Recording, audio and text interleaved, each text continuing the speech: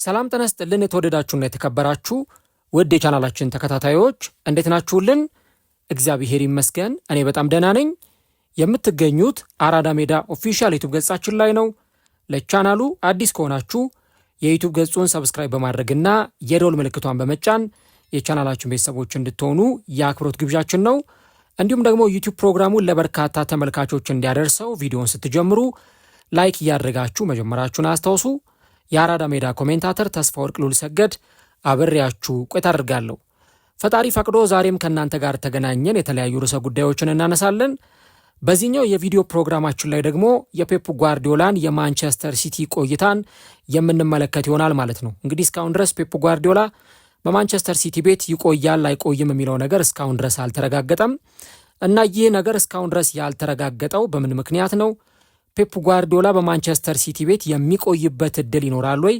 ክለቡንስ ለቆ የሚወጣ ከሆነ ክለቡ ምን አይነት ጫና ውስጥ ይገባል? እንዲሁ ደግሞ በክለቡ ቀጣይ ቆይታ ላይ ምን አይነት ጫና ሊያሳድር ይችላል? የሚሉትን ጉዳዮች እስከ ቪዲዮ መጨረሻ ድረስ እየተመለከትን ከእናንተ ጋር አብረን ቆይታ የምናደርግ ይሆናል ማለት ነው።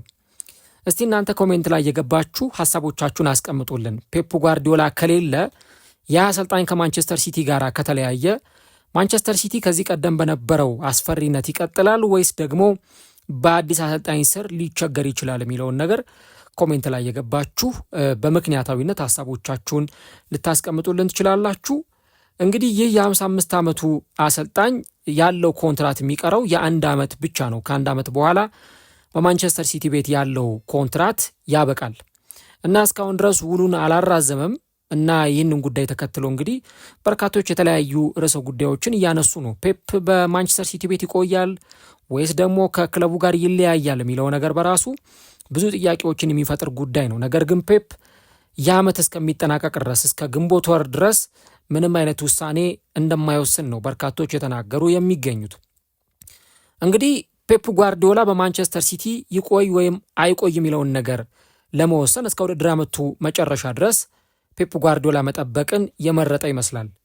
የሲቲው አሰልጣኝ ከዚህ ውድድር ዓመት መጠናቀቅ በኋላ በውል ስምምነቱ ላይ አንድ ተጨማሪ ዓመት የሚቀረው ቢሆንም ነገር ግን ውሌን አክብሬ እስከሚቀጥለው ዓመት መጨረሻ ድረስ በማንቸስተር ሲቲ ቤት እቆያለሁ የሚል አይነት ውሳኔን አላስተላለፈም። እንግዲህ እንደምታውቁት ፔፕ ጓርዲዮላ አሁን በዘመናችን ከተመለከትናቸውና እግር ኳስ ካፈራቻቸው የዘመኑ ወርቃማ አሰልጣኞች መካከል ምናልባትም ደግሞ እንደኔ አረዳድና እንደኔ እይታ ከአናት የሚቀመጥ አሰልጣኝ ነው ያለምንም ጥርጥር። አሰልጣኞች ውጤት ማምጣታቸው የሚለካው በዋንጫ ነው። በዋንጫ ደግሞ ያንን ከለካ ነው ፔፕ ጓርዲዮላ በጣም ውጤታማው አሰልጣኝ ነው። በየዓመቱ ዋንጫዎችን የሚያሸንፍ ማንቸስተር ሲቲን ከተቀላቀለበት ጊዜ አንስቶ ዋንጫዎችን ደጋግሞ በማሸነፍ ያንን ውጤታማነት ማስመስከር የቻለ ትልልቅ ዋንጫዎችንም ያሸነፈ አሰልጣኝ ነው። ምንም የቀረው ዋንጫ የለም። ቻምፒየንስ ሊግንም ፕሪሚየር ሊግንም ኤፍኤ ካፕ፣ ካራቦ ካፕ፣ ሱፐር ካፕ፣ የዓለም የክለቦች ዋንጫ በተለይ ደግሞ ፕሪሚየር ሊግና ካራቦ ካፕን ደጋግሞ ያሸነፈ አሰልጣኝ ነው እና በዚህ ሰዓት ፔፕ ጓርዲዮላን ማቆየት የማንቸስተር ሲቲ ትልቁ ሀሳብ ነው እና ቢሆንላቸውና ቢሳካላቸው ፔፕን ይዘው መቀጠል ማለት ለእነሱ በጣም ትልቅ ሪሊፍ ነው። ከዚህ በተጨማሪ ደግሞ ሌሎች ክለቦችም ፔፕ ጓርዲዮላን ቢያገኙት ወይም ብሔራዊ ቡድኖች ፔፕ ጓርዲዮላ ቢያሰለጥናቸው በፍጹም የሚጠሉት ነገር አይደለም እና ፔፕ ጓርዲዮላን በአሰልጣኝነት መሾም ወይም ማግኘት ማለት የሌሎች ትልልቅ ቡድኖችም ፍላጎት ሊሆን እንደሚችል በዚሁ ማስታወስ ያስፈልጋል ማለት ነው እና በዚህ ውድድር ዓመት በሙሉ ስለ ጓርዲዮላ የወደፊት ቆይታ የተለያዩ ግምቶች ሲነገሩ ቆይተዋል። አንዳንዶች በሲቲ ቤት ይቆያል ይላሉ። አንዳንዶች ደግሞ ከሲቲ ጋር ተለያይቶ ብሔራዊ ቡድን ሊረከብ ይችላል የሚሉ ነጥቦችን ያነሳሉ። ፔፕ ግን እስካሁን ትክክለኛውን ውሳኔ አላሳወቅም እና ሲቲ ደግሞ አሰልጣኙ ውሉን እስከ መጨረሻው ያከብር እንደሆነ በይፋ ጠይቆታል የሚሉ ወሬዎች ይናፈሳሉ። እውነታው ግን ከዚህ በጣም የተራራቀ ነው። ይልቁንም ጓርዲዮላ በግንቦት ወር ላይ ክለቡ በሱ ስር ያለበትን ደረጃና የራሱን ስሜት መዝኖ ውሳኔ ላይ መድረስ ይፈልጋል። ለምሳሌ በባለፈው ዓመት ከባለቤቱ ጋር ለመጣላቱና አንድ ትልቅ ምክንያት ተደርጎ ሲነሳ የነበረው የግል ሕይወቱም ሲበጠበጥ የነበረው በማንቸስተር ሲቲ ቤት በነበረው ቆይታ ነው። አምና በማንቸስተር ሲቲ ጥሩ ጊዜን አላሳለፈም ነበረ ቡድኑና እንደምታስታውሱት ተከታታይ ጨዋታዎች ላይ ሲሸነፍ ነበር እና ፔፕ ጓርዲዮላ እንደተመለከትነው ወይም የዛኔ እንደምናስታውሰው ተችላይ ላይ ቆሞ ፊቱን የሚዋጥጥ ፊቱን የሚያደማ ምግብ በአግባቡ የማይመገብ አሰልጣኝ ሆኖ ከባለቤቱ ጋርም እንዲህ አይነት ጠብ ውስጥ ሲገባ ይታወሳል እና ብሔራዊ ቡድን እንዲያሰለጥን በተለይም ደግሞ የእሱ ቤተሰብም ፍላጎት እንዳለው ሲገለጽ ነበር ማለት ነው። እንግዲህ ፔፕ ጓርዲዮላ በአሁኑ ወቅት አርሰናልን በመከተል እንግዲህ ጭላንጭል የፕሪሚየር ሊግ ዋንጫውን ለማንሳት የተወሰነ ተስፋ ካለው ያንን የሚሞክርበት ጊዜ ነው። በኤፍኤ ካፕ ደግሞ ሩብ ፍጻሜ ላይ ደርሷል። ቅዳሜ ከሊቨርፑል ጋር ጨዋታውን ያከናውናል ወደ ግማሽ ፍጻሜው ለመግባት። እንዲሁም ደግሞ ከኢንተርናሽናል ብሬኩ በፊት የአርቴታውን አርሰናልን በማሸነፍ የካራቦ ካፕ ዋንጫን አሸንፏል። እንደምታስታውሱት ፔፕ ያንን የካራቦ ካፕ ዋንጫን ሲያሸንፍ ስሜቱ በጣም የተለየ ነበረ። በጣም እየሮጠ ነው ደስታውን ሲገልጽ የነበረው። ምናልባትም በዚህ ሲዝን እንግዲህ የመጀመሪያው ዋንጫው እንደሆነ ሁሉ የመጨረሻው ዋንጫ ሊሆን የሚችልበትም እድል አለ። ምክንያቱም ከቻምፒየንስ ሊግ ተባሯል። የፕሪሚየር ሊግ የዋንጫ ማንሳት እድሉ በጣም እየጠበበ መጥቷል። ምናልባት ማቲማቲካሊ ብለን ካላሰብን በስተቀረ አርሰናል በጣም ወደ ሊጉ ዋንጫ እየተጠጋ ነው የሚገኘው። ከዛ ባለፈ ደግሞ የኤፍኤ ካፕ ውድድር ላይ ነው ያለውና የኤፍኤ ካፕን እንግዲህ ሊቨርፑልን ደግሞ ጥሎ ማለፍ ይጠበቅበታል እና ኤፍኤ ካፕን ካሸነፈ የዓመቱን ሁለተኛውን ዋንጫ ማሳካት ይችላል። ያ ካልሆነ ግን የካራቦ ካፕ ዋንጫ የመጨረሻው ነው የሚሆነው ማለት ነው እና ፔፕ አሁን የነበረውን የኢንተርናሽናል ብሬክ እረፍትን ስለ ወደፊት ቆይታው ለመወሰን ይጠቀምበታል ተብሎ ተገምቶ የነበረ ቢሆንም እሱ ግን ውሳኔውን እስከ ቀጣዩ ወር መጨረሻ ድረስ ለማዘግየት መርጧል ማለት ነው። እንግዲህ የኤፍኤ ካፕ ፍጻሜ በፈረንጆቹ አቆጣጠር ግንቦት 16 ወይም ሜይ 16 ይካሄዳል። የፕሪሚየር ሊጉ የመጨረሻ ሳምንት ጨዋታ ደግሞ ሜይ 24 ወይም ግንቦት 24 ከአስቶን ቪላ ጋር ይደረጋል። እንግዲህ የማንቸስተር ሲቲ ሲዝን የሚጠናቀቀው እዚህ ጋር ነው። ሲቲ አሁን ከአርሰናል ጋር በ9 ነጥብ ልዩነት ዝቅ ብሎ ተቀምጧል።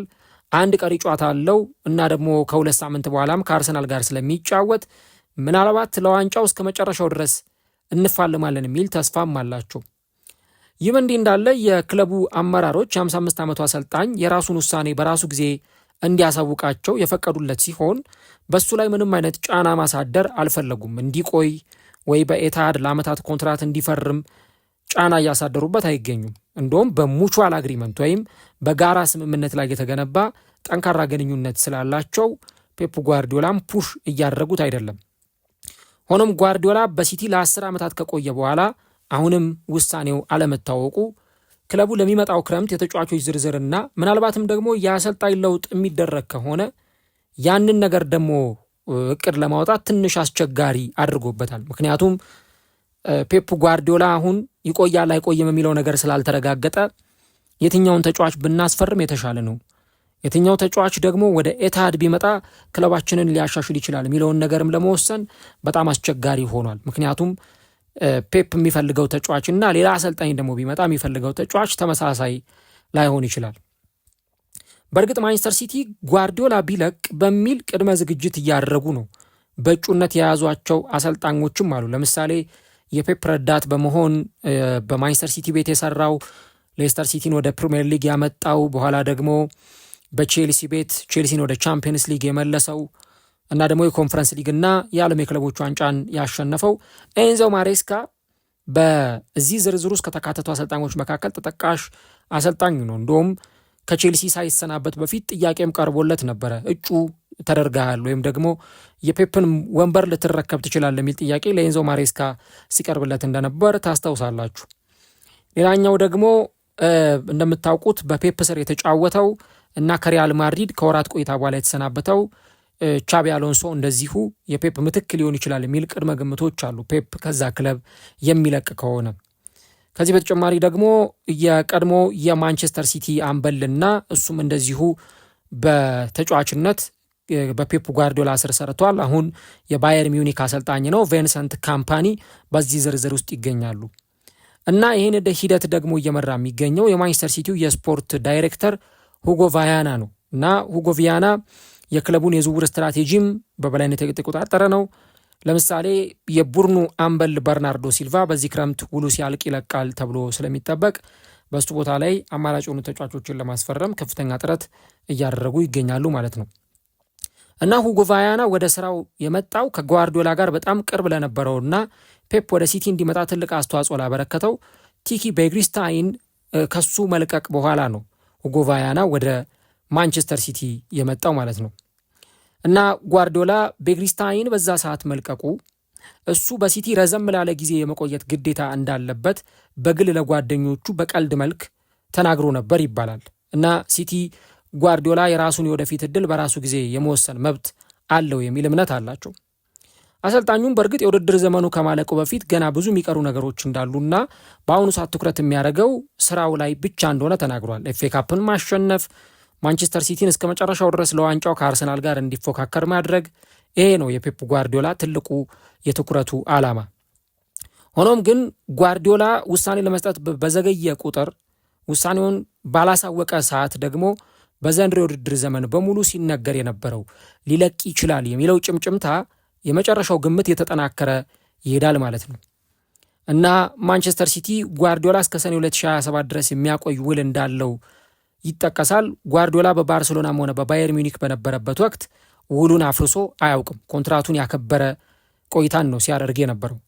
ነገር ግን ከሲቲ ጋር በፈለገው ጊዜ ሊለቅ የሚችልበት የክብር ስምምነት ወይም እነሱ የጀንትልማን አግሪመንት የሚሉት አለና የጀንትልማን አግሪመንት እንዳለው ይነገራል። ስለዚህ ክለቡም የቀረውን ውልህን ጨርስ፣ 1 ዓመት ኮንትራት ይቀራል፣ ያንን የኮንትራት ጊዜ ጨርስ የሚል ማስገደጃ ላያቀርብለት ይችላል ማለት ነው። ስለዚህ ጓርዲዮላ ሲቲን የሚለቅ ከሆነ ከእግር ኳስ ለተወሰነ ጊዜ እረፍት ሊወስድ የሚችልበት እድል አለ። እንደውም እርሱ ሲናገር ነበር፣ እኔ በቃ ብዙ ሰው እንዲያስታውሰኝ አልፈልግም አይነት ነገር እያለ ነበር። እና በእግር ኳስ ቅድም እንዳልኳችሁ ውጤታማ አሰልጣኝ ነው። ምናልባት ቀድሞ በነበረው ጊዜ በ1990ዎቹ ከዛ በፊት በነበሩት ጊዜያት እንደነ ዮሃን ክራይፍ፣ ሰር አሌክስ ፈርጉሰን፣ እንደነ አርሰን ቬንገር አይነት ትልልቅ አሰልጣኞች በዓለም እግር ኳስ ላይ ተጽዕኖ የፈጠሩ ውጤታማ አሰልጣኞች አሉ ብለን ካልን አሁን ደግሞ የምናነሳው ፔፕ ጓርዲዮላ ነው። በተለይ ከ2008 ወደዚህ ባለው ጊዜ ፔፕ ጓርዲዮላን አለመጥቀስ አይቻልም እና እረፍት ሊወስድ የሚችልበት እድል በጣም ሰፊ ነው። እና ከዛ በኋላ ግን ደግሞ ብሔራዊ ቡድኖችን የማሰልጠን ፍላጎት አለው ይባላል። በተለይ የእንግሊዝ ብሔራዊ ቡድን አንዱ አማራጭ ነው። አሁንም ድረስ ፔፕን ይመኙታል የእንግሊዝ ብሔራዊ ቡድን ደጋፊዎች፣ እንግሊዛውያን፣ እንዲሁ ደግሞ ራሳቸው እንግሊዞችም ፌዴሬሽኑም ፔፕ ጓርዲዮላን አሰልጣኝ አድርጎ ማምጣት በጣም ነው የሚፈልገው። በጣም በተለይ እንግዲህ የአሁኑ የዓለም ዋንጫ ውጤታቸው ማተር ያደርጋል። ቶማስ ቱዌል ምንም አይደለም የሚጠበቅበት። እንግሊዝ ለአውሮፓ ዋንጫ ፍጻሜ ደርሳ ታውቃለች። በጋሪ ሳውዝጌት ጊዜ ለግማሽ ፍጻሜ ደርሶ ያውቃሉ በዓለም ዋንጫ። ስለዚህ አሁን የሚፈልጉት ዋንጫ ማንሳት ብቻ ነው እና ያን ነገር እንግሊዝ ማድረግ ካልቻለች ምናልባትም ፊታቸውን ወደ ፔፕ ጓርዲዮላ ሊያዞሩ ይችላሉ ማለት ነው። ከዚህ በተጨማሪ ለብራዚል ብሔራዊ ቡድን ትልቅ ፍቅር አለው። ያንንም ብሔራዊ ቡድን ሊያሰለጥን የሚችልበት እድል አለ። በእርግጥ ከሲቲ በኋላ ሌላ ክለብ ወይም ደግሞ ሌላ ቡድን የማሰልጠን ፍላጎት የለውም የሚሉ ሀሳቦች አሉ። ሌላ ክለብ ደግሞ ያሰለጥናል በእንግሊዝ ውስጥ ተብሎ በተለይ አይጠበቅም። ከማንቸስተር ሲቲ ውጪ ሌላ ቡድን ያሰለጥናል ተብሎ አይጠበቅም፣ የእንግሊዝ ፕሪሚየር ሊግ ቡድን ማለት ነው። አሁን እንግዲህ ትልቁ ነጥብ የሚሆነው ምንድን ነው? የጓርዲዮላ ውሳኔ አለመስጠት እስካሁን ድረስ መዘግየቱ በክረምቱ የዝውውር መስኮት ላይ ተጽዕኖ አይኖረውም ወይ የሚለው ጥያቄ ነው። እንግዲህ ፔፕ ጓርዲዮላ አርሰናልን አሸንፎ የካራባኦ ካፕ ዋንጫን ሲያሸንፍ ቅድም እንደነገርኳችሁ ደስታውን የገለጸበት መንገድ በሁለት የተለያዩ አተረጓጎሞች ሊተረጎም ይችላል። ያን ጨዋታ ካስታወሳችሁ ጎሎቹ ሲቆጠሩ ፔፕ እኔ ምናልባት ብዙ ጊዜ አይተነዋል፣ ቻምፒየንስ ሊግ ዋንጫን ሲያሸንፍ፣ ፕሪሚየር ሊግን ሲያሸንፍ በጣም ደስተኛ አሰልጣኝ ነው። የዛን ቀን በጣም የተለየ ነበር የፔፕ ደስታ አገላለጽ። እያንዳንዱን ተጫዋች እየሄደ ሲያቅፍ ነበረ። እነ ናታን አኬን፣ እነ በርናርዶ ሲልቫን፣ ኤርሊንግ ሃላንድን እየሄደ በቃ አንገታቸው ስር እየሄደ ሲያቅፋቸው፣ ደረታቸውን እየመታ ሲያበረታታቸው ነበረ እነ አንቷን ሴሜኞን ማለት ነው። እና የዛን ቀን የደስታ አገላለጹ በጣም የተለየ ነበር እና ሰዎች ሁለት አይነት ሀሳብ አላቸው ያንን ጨዋታ ከተመለከቱ በኋላ። አንዳንዶቹ ምን ይላሉ? ፔፕ ክለቡን የመልቀቅ ሀሳብ ያለው አይመስልም፣ ይልቁንም አርሰናልን ጥሎ የፕሪሚየር ሊጉን ዋንጫ ዳግም ለማንሳት ትልቅ ጉልበትና ፍላጎት እንዳለው የሚያሳይ ነው ይላሉ። በሌላ በኩል ደግሞ ይህ የመጨረሻ ውድድር ዘመኔ ከሆነ ያለ ዋንጫ አልለይም፣ ይህ ዓመት የመጨረሻዬ ከሆነና ከሲቲ ምለቅ ከሆነ ዋንጫ ሳላነሳ ለሲቲ የመጨረሻ ዋንጫዬን ሳላበረክት መሄድ አልፈልግም የሚል አይነት ይመስላል እና የእፎይታ ውጤት ሊሆን ይችላል ይላሉ ያንን የፔፕን ደስታ አገላለጹን ሴሌብሬሽኑን ሲመለከቱ የነበሩ ሰዎች እና እንደውም ምን ይባላል ሰር አሌክስ ፈርጉሰን በ2012 ከማንቸስተር ዩናይትድ ጋር ለመለያየት አሰቡና ነገር ግን ያቺ የሰርጂዮ አጉዌሮ የመጨረሻዋ ሰከንድ ጎል ህልማቸውን አጨናቅፋባቸው ማንቸስተር ሲቲ ከማንቸስተር ዩናይትድ በላይ ሆኖ ዋንጫ አሸነፈ እና እሳቸው ዋንጫውን ሳላስመልስ አልቆይም አልለቅም ብለው አንድ ተጨማሪ ዓመት ቆይተው ከክለቡ ጋር እንደተለያዩ ይናገራሉ ብዙ ሰዎች። እና ፔፕም ይሄ ዓመት አምና ምንም ዋንጫ አላሸነፈም ማንቸስተር ሲቲ። ኤፍኤ ካፕም በፓላስ ተሸንፎ ዋንጫውን አጥቷል። ካራቦ ካፕም እስከ ፋይናል መድረስ አልቻለም። ፕሪሚየር ሊግ አላሸነፈም። ቻምፒየንስ ሊግ አላሸነፈም። እና አምና ያለ ዋንጫ ካጠናቀቀው ሲዝን በኋላ ዘንድሮ ይህ ዓመት የመጨረሻዬ ስለሆነ ዋንጫ ሳላሸንፍ ከደጋፊዎች ጋር አልሰናበትም፣ የመጨረሻው ሲዝኔ ላይ ለሲቲ ደጋፊዎች የዋንጫ ስጦታ ማበርከት አለብኝ የሚል ይመስላል እና ያ ደስታ አገላለጽ በእፎይታ የተገኘ ነው የሚል ሀሳባቸውን ያነሳሉ። ቅድም እንዳልኩት ፔፕ ለዓመታት ብዙ ዋንጫዎችን ያሸነፈ በ7 ዓመት 6 ጊዜ የእንግሊዝ ፕሪሚየር ሊግ ዋንጫን ያሸነፈም ቢሆን መጨረሻ ላይ ግን ያለው ዋንጫ ከሁሉም የተለየ ነው። በተለይ አሰልጣኞች፣ ተጫዋቾች መጨረሻ ላይ የሚያነሷት ዋንጫ እንደውም እኮ ብዙ ነገር እንሰማለን። አሁን ቴሪ ኦንሪ የቀድሞ የአርሰናል ኮከብ የአርሰናል ሌጀንድ አንድ ጥያቄ ሲቀርብለት አስታውሳለሁ። እንደው ለአርሰናል 228 ጎል አስቆጥረሃል፣ ካስቆጠርካቸው ጎሎች የትኛውን ነው በቃ ለአንተ የበለጠ ስሜት የሚሰጥ ሲባል ያቺ እንደገና ወደ አርሰናል ከ3 ዓመት ቆይታ በኋላ ተመልሶ መጥቶ ያውም በአርሰን ቬንገር ፍቃድ ነው ተመልሶ የመጣውና ተቀይሮ ገብቶ ኤፍኤ ካፕ ላይ ሊድስ ዩናይትድ ላይ ያስቆጠራትን ጎል በማሩዋን ሻማክ ተቀይሮ ገብቶ ያስቆጠራትን ጎል ነው የኔ አርሰናል የምንጊዜው ምርጡ ጎሌ ብሎ የሚናገረው እሱ ነው። ምክንያቱም በቃ በጣም ስሜት ነበረው። ተቀይሮ ሲገባ ደጋፊዎች ያረጉለት አቀባበል ምናምን የተለየ ነበረ እንጂ እኮ ኦንሪ ከዛም የተሻሉ ምርጥ ጎሎችን ያስቆጠረ ተጫዋች ነው። ግን ያቺ ቅጽበት ለእኔ የተለየች ናት ብሎ ይናገራልና አሁንም ለፔፕ ምናልባት በእንዲህ አይነት የመጨረሻው ሲዝን ላይ ዋንጫ ማሸነፍ ስሜቱ በጣም የተለየ ሊሆን ይችላል እና ፔፕ ዋንጫ ሳያሸንፍ ከሲቲ ጋር ቢለያይ ለሱም ቁጭት ይሆንበታል። ስለዚህ ምናልባት ከሲቲ እንደሚለቅ ፍንጭ የሰጠ ነው ያ ጨዋታ የሚሉ ሀሳቦች ይሰጣሉ። በተመሳሳይ መልኩ እንግዲህ ጓርዲዮላ ስለ አዲሶቹ ተጫዋቾች እና የተገነባ ስላለው አዲስ ቡድን የሚናገርበት መንገድ ደግሞ በሁለት የተለያዩ መንገዶች ይታያል። እንደምታውቁት እንግዲህ አሁን አዳዲስ ተጫዋቾችን አስፈርሟል። ማርክ ጌሂ፣ እንዲሁ ደግሞ አንቷን ሴሜኞ በባለፈው ዓመት፣ እነ ኦማር ማርሙሽ እንዲህ አይነት በጣም ጥሩ ተጫዋቾችን አስፈርሟል። እነ ቼርኪ በዛኛው ክረምት፣ ቲዣኒ ራይንደርስ አይነት ተጫዋቾችን አሰልጣኙ አስፈርሟል እና በቻምፒየንስ ሊግ በሪያል ማድሪድ ከተሸነፉ በኋላ ጓርዲዮላ ቡድኑ በሚቀጥለው ዓመት የተሻለ ቡድን ሆኖ ይቀርባል የሚል ሀሳቡን ሰጥቷል። ይህም ለብዙዎች እሱ በክለቡ የመቆየት ፍላጎት እንዳለው ማሳያ ተደርጎ ተወስዷል። ነገር ግን እሱ ቢለቅ እንኳን ለሚተካው አሰልጣኝ ጠንካራና ተወዳዳሪ ቡድን ጥሎ እንደሚሄድ ለማሳየት የተናገረውም ሊሆን ይችላል። ለምሳሌ የርገን ክሎፕ በሊቨርፑል በሚያሰለጥኑበት ጊዜ ቢያንስ ጥሩ ተጫዋቾችን አስፈርመው ነው ከዛ ክለብ የለቀቁት። ራያን ግራቨንበርህን አስፈርመው፣ ኮዲ ጋክፖን አስፈርመው ነው ከዛ ክለብ የተለያዩት። እነ ሉዊስ ዲያዝን አስፈርመው ነው ከዛ ክለብ የተለያዩትና እንዲህ አይነት ነገሮች ደግሞ ምናልባትም በፔፕ በኩል ሊኖር ይችላል የሚሉ ሀሳቦች አሉ እና አሁን እነዚህ ሁሉ ነገሮች ተደምረው እንግዲህ መጨረሻ ላይ የሚያሳዩት ነገር ምንድን ነው? የፔፕ ፍላጎት ምን እንደሆነ እስካሁን ድረስ አልታወቀም፣ ማንም አያውቅም። ምክንያቱም ራሱ ውሳኔውን አላሳወቀም። እለቃለሁ ወይም እቆያለሁ የሚል ውሳኔውን አላሳወቀም እና ነገሮች እንግዲህ ዕለት በዕለት ባለው የማንቸስተር ሲቲ ህይወት እንዲሁ ደግሞ በሚመዘገቡት ውጤቶች ላይ የሚመሰረትም ሊሆን ይችላል። ሆኖም ግን ውሳኔው በዘገየ ቁጥር ምክንያቱም አሁን ፔፕ በዚህ ሰዓት እለቃለሁ ብሎ ቢናገር ብዙ አይነት ችግሮች ይፈጠራሉ። አንደኛ የተጫዋቾቹ ስሜት ይረበሻል፣ የደጋፊው ስሜት ይረበሻል፣ የቡድኑ ውጤት ከዛ በኋላ ጥሩ ላይሆን ይችላል።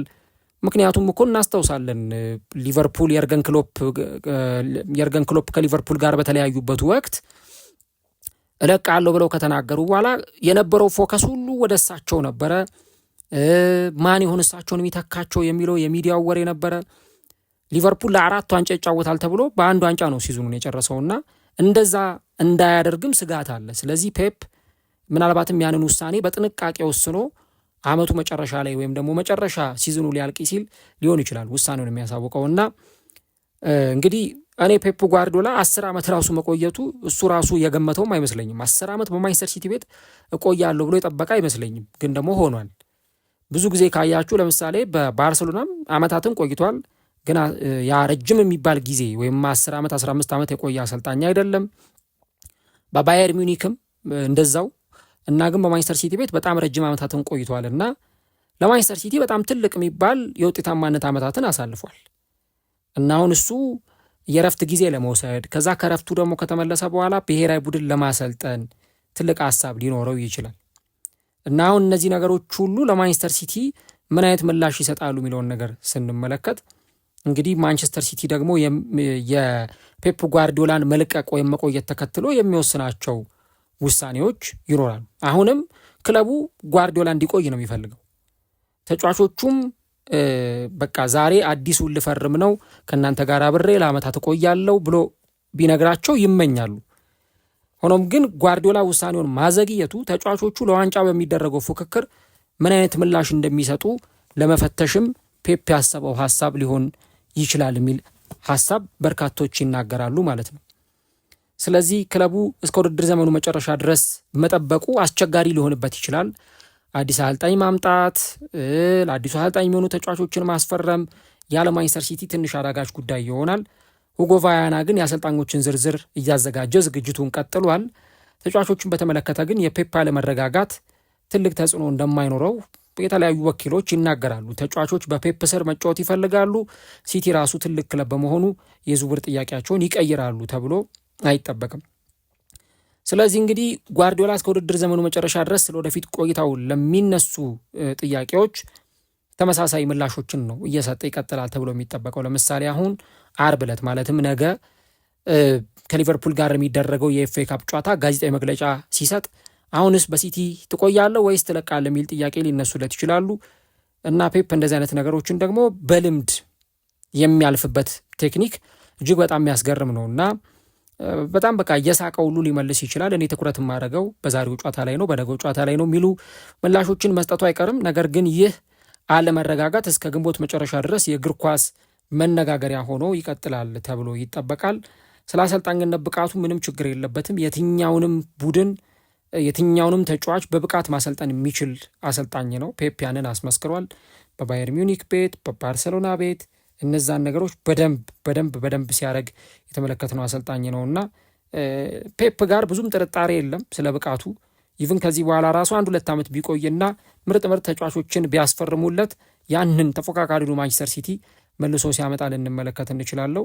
ከዛ ነጥብ ባለፈ ግን ፔፕ ጓርዲዮላ በማንቸስተር ሲቲ ቤት ይቆያል አይቆየም የሚለውን ውሳኔውን ማዘግየቱ በማንቸስተር ሲቲም በኩል የሆነ ተጽዕኖ ሊያሳድር የሚችል ነገር ይኖራልና እስቲ እናንተስ ስለዚህ ጉዳይ ምን ትላላችሁ? የፔፕ ጓርዲዮላን ጉዳይ በተመለከተ ፔፕ በሲቲዘንስ ቤት ቢቆይ የተሻለ ነው ወይስ ደግሞ አዲስ አሰልጣኝ ቢመጣና እሱም ወደ ብሔራዊ ቡድን ፊቱን ቢያዞር የተሻለ ነው ብላችሁ ታስባላችሁ? ኮሜንት ላይ ሀሳቦቻችሁን አስቀምጡልን።